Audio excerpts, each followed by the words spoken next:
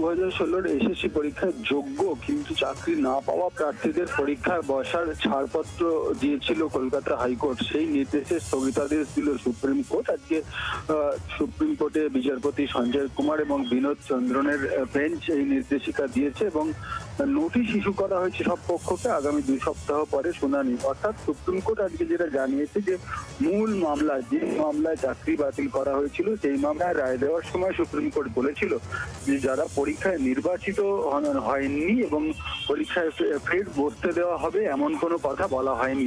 সেক্ষেত্রে যারা পরীক্ষায় সে সময় যারা যোগ্য ছিলেন কিন্তু যারা চাকরি করছিলেন তাদের জন্যই বয়সের ছাড় দেওয়া হয়েছে বা দেওয়া উচিত।